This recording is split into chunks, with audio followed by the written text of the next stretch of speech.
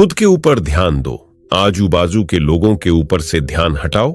हमेशा अपने लक्ष्य के बारे में सोचो। नेगेटिव विचारों को अपने दिमाग से पूरी तरह से निकाल दो और सकारात्मक विचार भरना शुरू कर दो। ऐसा गौतम बुद्ध ने कई सालों पहले अपने प्रिय शिष्यों से क्यों कहा था? इसके पीछे का रहस्य क्या है? इसी को हम एक कहानी के माध्यम से जानेंगे। तो बिना देर किए उस कहानी की शुरुआत करते हैं। दोस्तों, क्या आप अपने मन को शांत कैसे करें, यह जानना चाहते हैं? या आप अपने मन को शांत करने के लिए कारगर उपाय ढूंढ रहे हैं? तो आप बिल्कुल सही जगह पर आए हुए हैं। दोस्तों, सबसे पहले मैं आपको यह विश्वास दिलाना चाहता हूं कि इस वीडियो के अंत तक आपके चेहरे पर एक मुस्कुराहट होगी, क्योंकि इस वीडियो को अंत तक ध्यान से देखने के बाद आप कुछ ऐसा जान लेंगे जो इस जीवन के रूपांतरण के लिए काफी है। तो चलिए वीडियो की शुरुआत करते हैं। दोस्तों, एक बार एक लड़का एक महात्मा के पास आता है और उनसे कहता है कि महात्मा जी, मेरे जीवन में बहुत अशांति है और कृपा कर मेरा मार्गदर्शन करें, जिससे कि मैं इस अशांति से छुटकारा पा सकूं। वे महात्मा उस लड़के से पूछते हैं कि तुम्हारे जीवन में अशांति क्यों है? फिर वह लड़का उत्तर देता है, अत्यधिक विचारों के कारण मेरे भीतर बहुत सारे विचार चलते रहते हैं, जिसके कारण मेरा मन अशांत रहता है। फिर वे महात्मा जी मुस्कुराते हैं और उस लड़के से कहते हैं कि ऊपर उस आकाश में देखो, क्या तुम्हें सूर्य दिख रहा है? वह लड़का ऊपर आकाश में देखता है और कहता है कि जी गुरुदेव, दिख रहा है। फिर वे महात्मा जी उस लड़के से पूछते हैं कि अगर तुम लगातार धूप में खड़े रहो तो क्या होगा? वो लड़का कहता है कि गर्मी लगेगी गुरुदेव और शरीर में बेचैनी पैदा हो जाएगी। फिर वे महात्मा जी उस लड़के से पूछते हैं कि अगर धूप में खड़े रहने से तुम्हें गर्मी लगती है तो इसमें दोष किसका है? सूर्य का, गर्मी का या तुम्हारा? वो लड़का थोड़ी देर सोचता है और कहता है, कृपा कर आप ही बताइए गुरुदेव। वे महात्मा जी मुस्कुराते हैं और उस लड़के से कहते हैं कि सूर्य का काम है गर्मी देना और गर्मी का काम है गर्मी लगवाना। इसलिए दोष तुम्हारा है कि तुम धूप में जाकर खड़े हुए हो। तुम चाहो तो तुम छाया में जाकर बैठ सकते हो। ठीक उसी प्रकार हमारे मन का स्वभाव है विचारों और भावनाओं की खिचड़ी पकाना, और विचारों और भावनाओं का काम है तुम्हें दिशा दिखाना। अब उस दिशा में तुम्हें चलना है या नहीं, ये सिर्फ तुम्हारे हाथ में है। देखो, ध्यान से समझो कि विचार और भावनाएं समस्या नहीं है, बल्कि तुम्हारा उनसे जुड़े रहना समस्या है। सोचो कि तुम धूप में खड़े हो और तुम चाह रहे हो कि तुम्हें गर्मी ना लगे। क्या यह संभव है? अगर तुम्हें गर्मी से बचना है तो तुम्हें अपनी जगह बदलकर धूप से छाया में जाना है। मनुष्य होने के 4 आयाम है और है पहला मन, दूसरा तन, तीसरा दिल, चौथा बुद्धत्व। दोस्तों, बुद्धत्व यानी कि को बुद्धि के परे की स्थिति है, उसे बुद्धत्व कहा जाता है। दूसरे और तीसरे आयामों में हमेशा उथल पुथल रहती है, यानी मन में विचार चलते रहते हैं और दिल में भावनाएं होती हैं, और ये दोनों ही आयाम बहुत ही शक्तिशाली है। विचार क्षणिक होते हैं और भावनाएं देर तक टिकती हैं। इसे तुम ऐसे समझो जैसे कि कल तुम जिसे खोने से डरते थे, आज वो तुम्हारे पास नहीं है और आज तुम्हें उसकी कमी महसूस नहीं होती है। कुछ समय तक हुई थी लेकिन अब नहीं हो रही है, क्योंकि भावनाओं को अलग होने में थोड़ा समय लगता है। विचार तुरंत बदल जाते हैं, जैसे अभी तुम कुछ और सोच रहे थे और थोड़ी देर बाद कुछ और सोचने लग जाओगे। इन भावनाओं के कारण ही तुम्हें किसी से प्रेम हो जाता है और फिर वही प्रेम नफरत में बदल जाता है, मित्र ही शत्रु बन जाता है। उसके बाद वह लड़का उस महात्मा जी से कहता है कि फिर उपाय क्या है, अपने मन को शांत कैसे करे? फिर वे महात्मा जी उस लड़के से कहते हैं कि उपाय यह है तन के आयाम पर काम करना, और यह सबसे आसान तरीका है। शरीर के स्तर पर हमारी कर्मेंद्रियां हैं और ज्ञानेंद्रियां हैं। हमारी कर्मेंद्रियां कर्म से जुड़ी हुई हैं और हमारी ज्ञानेंद्रियां ध्यान से जुड़ी हुई हैं। इनके प्रति हम अपनी संवेदनशीलता को बढ़ा सकते हैं, और इसका मतलब यह है कि हम जो भी कार्य करें उसे आनंद के साथ कर सकते हैं। जैसे अगर आप पानी पी रहे हो तो पूरी तरह से पानी ही पियो, यानी पानी पीने में अपना 100% दो। ऐसा करने से क्या होगा गुरुदेव? ऐसा करने से तुम मन और दिल के आयाम से हटकर शरीर के आयाम पर आ जाओगे और ये बिल्कुल ऐसा है जैसे कि तुम धूप से हटकर छांव में आ गए। मन और हृदय के आयाम पर अपना काम चल रहा है, लेकिन तुम्हारी जागरूकता तन पर आ गई है। जैसे कि सुबह उठो तो सूरज की किरणों को महसूस करो और हवा को महसूस करो। आंखें बंद करके पक्षियों की आवाजें सुनो। लगातार तन के आयाम पर काम करने से तुम एक दिन हैरान हो जाओगे कि तुम पक्षियों की आवाजें तो कानों से सुन रहे हो, लेकिन तुम्हारा चित्त शांत हो रहा है। तुमने अपने चित्त पर कोई कार्य नहीं किया, लेकिन फिर भी वह शांत हो रहा है। इसीलिए पहला उपाय यह है कि हर कार्य को तन के आयाम पर जागरूकता के साथ करना। और दूसरा उपाय है अपने भीतर के नाद यानी सुर को सुनो। फिर वह लड़का महात्मा जी से पूछता है कि गुरुदेव, अपने भीतर के सुर को हम कैसे सुने? फिर वे महात्मा जी उससे कहते हैं, किसी शांत जगह पर जाओ जहां पर कोई शोर ना हो और अपनी आंखें बंद करो और अपने भीतर के सुर को सुनने का प्रयास करो।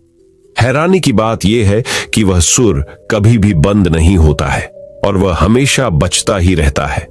फिर वह लड़का पूछता है कि तो फिर उस सुर को मैं अभी और इसी वक्त क्यों नहीं सुन सकता हूं? वे महात्मा कहते हैं कि बाहर के शोर के कारण तुम उसे नहीं सुन पा रहे हो। अगर तुम अपने भीतर के सुर को अभी सुनना चाहते हो तो तुम्हें अपने दोनों हाथों से अपने कानों को बंद कर दो और सुनो। तुम देखोगे कि यह सुर बिना किसी यंत्र के बज रहा है, और जब तुम इसे सुनोगे तो तुम अपने हृदय और मन से दूर हो जाओगे और तुम्हारा चित्त शांत होने लगेगा। एक बात हमेशा याद रखना कि मन सबसे ज्यादा सक्रिय तभी होता है जब इसे तुम्हारे द्वारा ऊर्जा मिलती है। अगर तुम अपनी ऊर्जा को अपने तन को और अपने भीतर के सुर को सुनने पर लगाओगे तो तुम्हारा मन कैसे सक्रिय होगा? पर समस्या क्या है पता है तुम्हें? हम अपने विचारों से और अपनी भावनाओं से लड़ते रहते हैं और इसी में ही अपनी ऊर्जा को खत्म कर देते हैं। फिर हमें हर बार की तरह हमें अशांति घेर लेती है। इसीलिए अपने मन को शांत करने के लिए ये दो काम करें।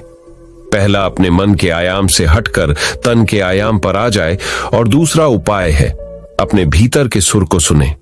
दोस्तों, वह लड़का तो उन महात्मा की बातों को समझ जाता है, लेकिन क्या आप समझ पाए? यह हमें नीचे कमेंट बॉक्स में कमेंट करके जरूर बताएं। तो दोस्तों, चलिए बढ़ते हैं हमारी गौतम बुद्ध की दूसरी रहस्यमयी शिक्षाप्रद कहानी की तरफ। गौतम बुद्ध की शिक्षाप्रद कहानी जो आपकी जिंदगी बदल देंगी। दोस्तों, एक बार गौतम बुद्ध अपने भिक्षुओं के साथ एक वृक्ष के नीचे बैठे विश्राम कर रहे थे।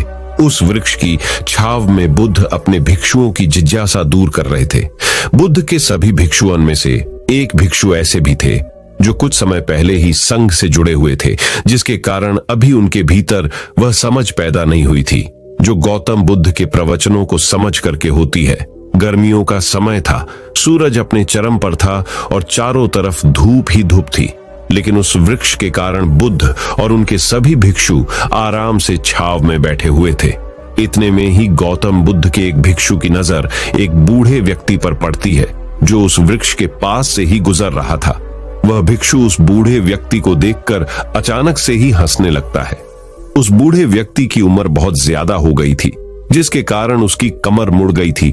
उस बूढ़े व्यक्ति के हाथ में एक इंडा था, जिसका सहारा लेकर वो बूढ़ा व्यक्ति अपनी मंजिल तक पहुंचने का प्रयास कर रहा था।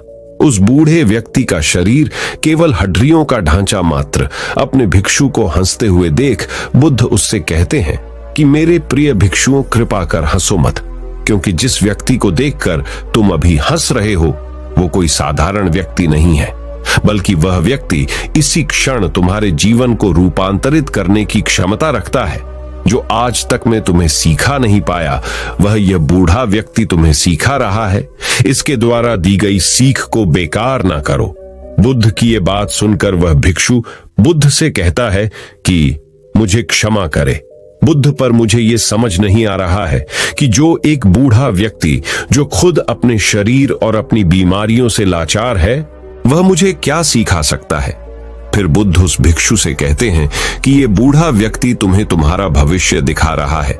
जिस बुढ़ापे को और लाचारी को देखकर तुम अभी हंस रहे हो, वो बुढ़ापा और लाचारी तुम्हारे जीवन में भी आने वाली है। वह बूढ़ा व्यक्ति तुमसे कह रहा है कि अभी समय है इस स्वस्थ शरीर का अच्छे कर्म करने के लिए उपयोग करो। अगर तुम्हारा ये स्वस्थ शरीर तुम्हारे हाथ से निकल गया तो फिर से वापस नहीं आएगा, और अभी तुम्हारा ये शरीर सही से काम कर रहा है, जैसे कि तुम्हारे हाथ, पैर, आंख, कान और ये सभी चीजें सही से काम कर रही हैं। क्या ये छोटी बात है और क्या तुम इसे मामूली सी बात समझ रहे हो? ये घटना कोई साधारण घटना नहीं थी जो अभी तुम्हारे साथ घटी, और ये घटना तुम्हारे जीवन को बदलने की क्षमता रखती है। ठीक इसी तरह की घटना ने मेरा जीवन बदला था, और इस तरह की घटना के कारण ही मैं आज बुद्ध हूं। फिर वह भिक्षु बुद्ध से कहता है कि क्षमा करें बुद्ध, परंतु मेरे मन में यह विचार ही नहीं आया कि मैं उस बूढ़े व्यक्ति से कुछ सीख सकता हूं। उसे देखकर केवल मुझे हंसी आ गई। ऐसा इसीलिए हुआ क्योंकि तुम्हें अपने भीतर कहीं ना कहीं लगता है कि जिस स्थिति में आज वो बूढ़ा व्यक्ति है, उस स्थिति में तुम कभी नहीं आओगे। जिस बुढ़ापे का और लाचारी का सामना आज वो बूढ़ा व्यक्ति कर रहा है, तुम्हें लगता है कि उसका सामना तुम कभी नहीं करोगे, इसीलिए तुम उस बूढ़े व्यक्ति को देखकर हंस पाए। तुमने सच्चाई को नजरअंदाज कर दिया। अगर तुम सच्चाई को देख लेते तो चाहकर भी अपने आंखों के आंसू ओ को नहीं रोक पाते, परंतु तुमने सत्य को अनदेखा कर दिया और तुम बहुत बड़ी संभावना से चूक गए। बुद्ध की ये बात सुन वो भिक्षु बुद्ध से क्षमा मांगता है और ये निश्चय करता है कि वह अपने स्वास्थ्य का उपयोग अपने अहंकार को बढ़ाने में नहीं बल्कि परम सत्य को पाने में करेगा। दोस्तों, जो लोग इस कहानी को पढ़ रहे हैं, हो सकता है कि आप बड़ी बड़ी समस्याओं में हो या हो सकता है कि आप परेशानियों में हो, लेकिन फिर भी एक बात को हमेशा ध्यान में रखना है कि जब तक आपका स्वास्थ्य ठीक है तब तक आप किसी भी बड़ी से बड़ी समस्या से बाहर आ सकते हैं। दोस्तों, इसीलिए बुद्ध ने कहा है कि हमारा स्वास्थ्य हमारा सबसे बड़ा उपहार है जो हमें इस सृष्टि से मिला हुआ है, इसीलिए इसका उपयोग सही से करें। दोस्तों, आपको यह गौतम बुद्ध की शिक्षाप्रद कहानी कैसी लगी? कृपया हमें नीचे कमेंट बॉक्स में कमेंट करके जरूर बताएं। तो चलिए अब जानते हैं गौतम बुद्ध से मन का सारा खेल। मन क्या है और यह कैसे कार्य करता है? हमारा मन दो हिस्सों में बटा हुआ है, पहला चेतन मन और दूसरा अवचेतन मन। चेतन मन को हम सब बुद्धि के नाम से जानते हैं। यह हमारे भीतर एक फिल्टर की तरह काम करता है। जो भी जानकारी हमारे अंदर जाती है उसे ये जांचता और परखता है। चेतन मन के पास तर्क करने की क्षमता है और यह सही और गलत के बीच चुनाव कर सकता है, परंतु अवचेतन मन ऐसा नहीं है, उसका कार्य अलग है। हमारा अवचेतन मन सही और गलत के बीच चुनाव नहीं कर सकता है। जो भी जानकारी चेतन मन सही मानकर अवचेतन मन में भेज देता है वह उसका विरोध नहीं करता है, चाहे वह जानकारी गलत ही क्यों ना हो। एक उदाहरण देकर समझाता हूं। मान लीजिए कोई व्यक्ति आपको कमजोर कहता है, मगर आप कमजोर नहीं हैं, तो आपका चेतन मन उस व्यक्ति की बातों का विरोध करेगा। मगर जब वह व्यक्ति उसी बात को आपसे बार बार कहेगा और उसी के साथ ही अन्य लोग भी उसी बात को बार बार कहेंगे, तो आपका चेतन मन इस बात को सच मान लेगा और आपके अवचेतन मन में भेज देगा। और अवचेतन मन का काम है जो बात उसके भीतर चली गई है उसे सच साबित करना। इसका सबसे बड़ा उदाहरण है, जब हम छोटे हुआ करते थे उस समय हमारे भीतर बहुत आत्मविश्वास था, परंतु जैसे जैसे हम बड़े होते गए हमारा आत्मविश्वास कम होता गया, क्योंकि हमारे स्कूल और कॉलेजेस से और समाज से बार बार नकारात्मक बातें सुनने को मिली और हमारा अवचेतन मन उन्हें सच मान बैठा।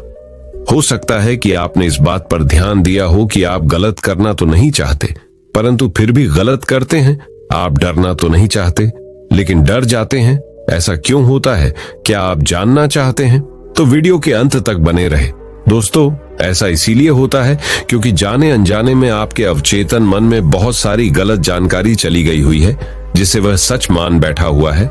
तो अब प्रश्न ये उठता है कि इसका समाधान क्या है, क्योंकि बहुत सारी गलत जानकारी हमारे भीतर जा चुकी है और हमारा आत्मविश्वास कम हो चुका है।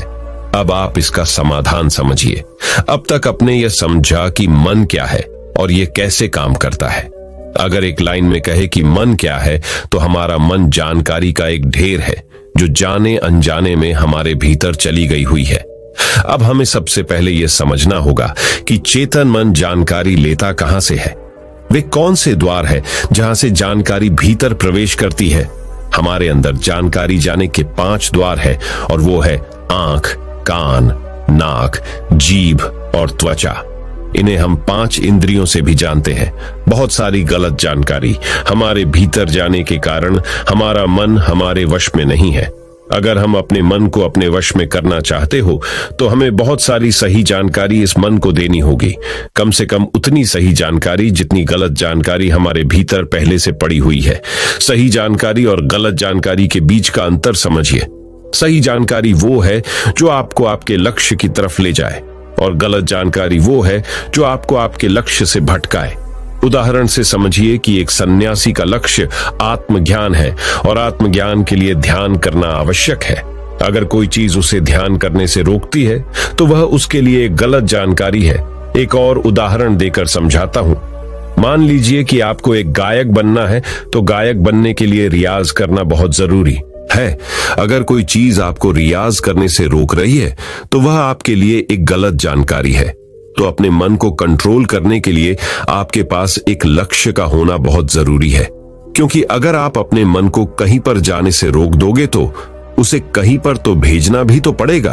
अगर आपके पास लक्ष्य है तो आपको सबसे पहले क्या करना है, ये ध्यान से समझ लीजिए। सबसे पहले इस चिंता को छोड़ दीजिए कि कितनी गलत जानकारी आपके भीतर जा चुकी है। आपको बस इतना करना है कि आपके 5 द्वारों पर, यानी कि जहां से जानकारी भीतर प्रवेश करती है, वहां पर जागरूकता का पहरा लगा देना है। कोई भी जानकारी आपके भीतर अनजाने में प्रवेश ना करे। पहरा लगते ही आपको बैलेंस में झट जाना है। अब आप ये सोच रहे होंगे कि बैलेंस किस चीज का? बैलेंस आपको नकारात्मकता और सकारात्मकता के बीच में करना है। नकारात्मकता आपके भीतर पहले से ही मौजूद है, अब बस आपको सकारात्मकता को भरना है। आपको एक बात जान लेनी चाहिए कि सकारात्मकता नकारात्मकता को मिटा देती है, जिस प्रकार रोशनी अंधेरे को मिटा देती है। ये तो बस कहने की बात है कि आपको बैलेंस करना है। सच तो ये है कि जब आप अपने भीतर सकारात्मकता भरने लगेंगे तो आपके अंदर की नकारात्मकता उसी समय मिटने लग जाएगी। दोनों के बीच का बैलेंस होने का तो अवसर ही नहीं आएगा। यहाँ पर प्रश्न ये निर्माण होता है कि सकारात्मकता को कहां से लाए। तो इसके बहुत सारे तरीके हैं। पहला तरीका यह है कि आप अच्छे लोगों के संगत करिए और उन्हें ऑब्जर्व करके उनसे सीख सकते हैं। अब ये सही लोग आपके पास हो सकते हैं या ना ही भी। आप इंटरनेट, बुक्स और वीडियोस के द्वारा इनकी संगत कर सकते हैं। उदाहरण के लिए, अगर आप बुद्ध की संगत करना चाहते हैं तो आप उनके ऊपर लिखी हुई किताबों को पढ़कर और ऑडियो टेप सुनकर उन्हें समझ सकते हैं। ध्यान रहे, हमेशा ऐसी चीजें पढ़े, सुने और देखे जो आपकी लक्ष्य से जुड़ी हुई हो। जब आप लगातार अपने भीतर अपने लक्ष्य से जुड़ी अच्छी जानकारी भेजते हैं तो आपके अंदर की नकारात्मक जानकारी को धोकर साफ करती है। अभी हमारा मन गलत जानकारी में उलझा हुआ है जो अनजाने में हमारे भीतर चली गई हुई है, जिसके कारण हम अक्सर कहते हैं कि हमारा मन हमारे वश में नहीं है और हमारा मन किसी भी काम में नहीं लगता है। हमें यह समझना चाहिए कि मन हमारा है, हम मन के नहीं है। वही सुनो जो आपके लक्ष्य से जुड़ा हुआ है, वही देखो जो आपके लक्ष्य से जुड़ा हुआ है, और वही पढ़ो जो आपके लक्ष्य से जुड़ा हुआ है, वही चखो जो आपके लक्ष्य से जुड़ा हुआ है। मैं आपको एक उदाहरण देकर समझाता हूं। अगर आपका लक्ष्य खिलाड़ी बनना है तो आपको वही चीजें खानी चाहिए जो आपको खिलाड़ी बनाए। मन पर नियंत्रण रखने के लिए इंद्रियों पर संयम आवश्यक है और संयम के लिए अनुशासन आवश्यक है, और अनुशासन के लिए एक सही निर्णय आवश्यक है जो आपको अभी लेना है। तो दोस्तों, उम्मीद करता हूं कि आपको ये गौतम बुद्ध की अनमोल कहानी संक्षिप्त रूप में समझ में आ गई होगी। तो अगर आपको ये कहानी पसंद आई हो तो इसे जितना हो सके उतना अपने दोस्तों के साथ शेयर कीजिए और हमारे चैनल को सब्सक्राइब कीजिए। तो मिलते हैं हमारे अगली वीडियो में। तब तक के लिए नमो बुद्धाय।